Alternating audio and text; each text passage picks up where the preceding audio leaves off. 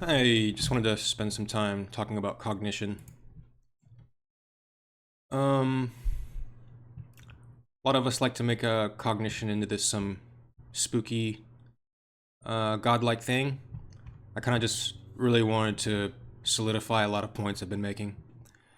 So remember last time I kind of introduced this goofy model, and I'm just going to use the word goofy because it is. Last time I explained that id was inside, uber ich was outside, and that's essentially what your consciousness, is being exposed to. Now, as I've explained in dimensionality, your consciousness at any given moment in time is going through it. You are, believe it or not, going through space and time with the rest of the objects. You know what I'm saying? So maybe the phone in your hand, maybe you're looking at a monitor. These things are all moving in time. We're all moving around the sun in the solar system in a galaxy in a universe. You know what I'm saying? We're all in movement. So is your consciousness. Your consciousness at any given point in time, just like any given object in space and time, is collapsing on a single moment. Now, what we can do with tools, mind you, just like you have tools, can observe what is happening in space and time to this other object. Now, just to kind of illustrate to you what is happening to you, I spend, like I say, too much time on dimensionality. Now, when you are going through space and time, as we can take a snapshot, the observer, this is essentially you entering and exiting a plane, that moment in time, you moving through it, at any given moment in time. And we're just taking measurements with the tools that we have. I hope that's like really slam dunking that point at this point. You know what I'm saying? Where I'm coming from.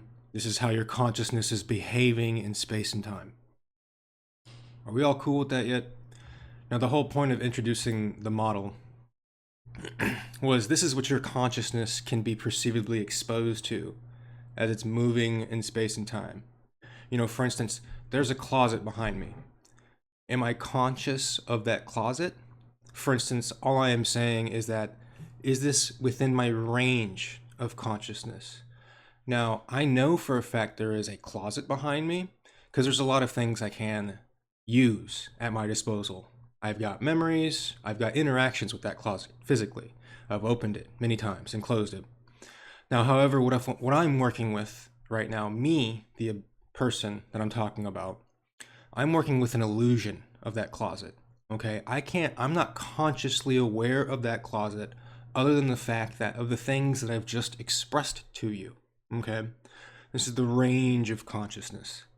Now, I think where panpsychism kind of derailed itself a little bit is when it began to start suggesting that everything is intelligent and that it might be worth wasting your time to measure the intelligence of things. And I'm really just kind of, I hope I'm getting their argument right. One, this is all in the name of truth. If I can't say that enough, you know.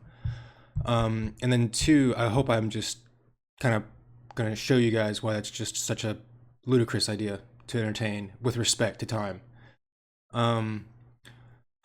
It does us no more good to entertain the idea of saying a chair is intelligent, just as it does us to suggest that a door is intelligent, or a cup. Cups, doors, chairs, they can only be victims of our interactions with them, or other interactions with them. You know, asteroid hit asteroid, formation of this rock in our solar system. It's kind of how it works. These things are all victims in this universe. You know what I'm saying? Victims. We can interact with our environment. We, like I said, I've just kind of showing this model that we're always in constant ebb and flow with the things that are coming into our cognitive range. Okay?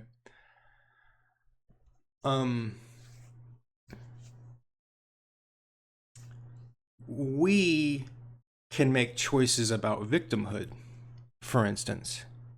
But like I said, we are use the word calculus, but we are simply a function of the internal and external aggressions that we are being exposed to at any given moment in time.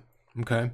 That's kind of why I spend a little bit of time on the yin and yang model, is because I really do think Eastern tradition got it right of where we are with respect to space and time. We've just stopped listening.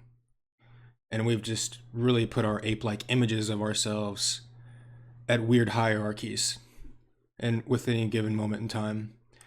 But that aside, like I said, let's spend some time on that closet example.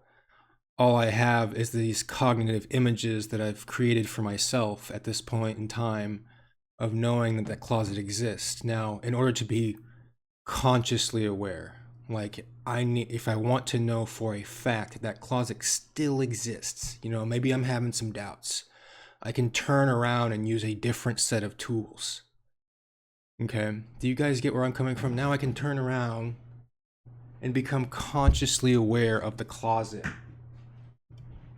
There it is. That all kind of making sense to you? In this imagery of man's internal and external aggressions, we have decided to put our collective attentions into really weird areas over the course of human history. And that's just where we are as a collective conscious. Remember how I've been defining consciousness? It is simply where your attention is with respect to space and time.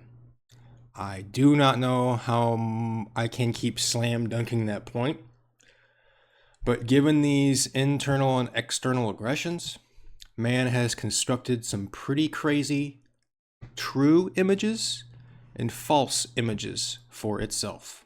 Okay, it has done some pretty wild shit, and I'd like to think that no matter how crazy the country's getting right now, there is a lot of hope, because all humanity has really been doing over its own history is spending a lot of time with its own false images. I would almost inevitably argue, and this is kind of the singularity that AI seems to be pushing us collectively as a species into, is that we really just need to get over ourselves, and that's just the singularity event. We need to start entertaining conscious ideas that are not our own false images man continues to keep constructing for itself. All right. So I'm going to use one final example, and the last one I like to use is just starting a car. And that's to kind of highlight how the God of the gaps can keep shifting itself with respect to man's own imagery. A lot of people like to view the act of cognition as that divine instantiation.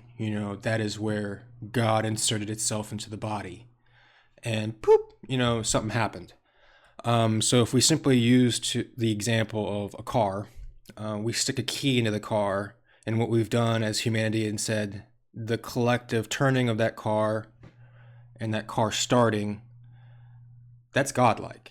And as we can see that in that example, it's crude, it's clearly geared to my side of the framework, but remember, I really just want to discuss this and paint down where truth is at the end of the day. That's what I'm all about.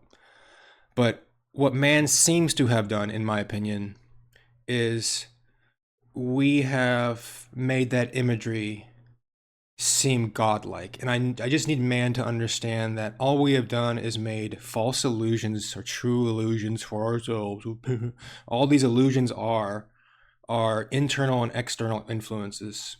We're commingling and intermingling with each other with respect to time. And what you get is, like I said, man's infinite inability to get over itself. Okay.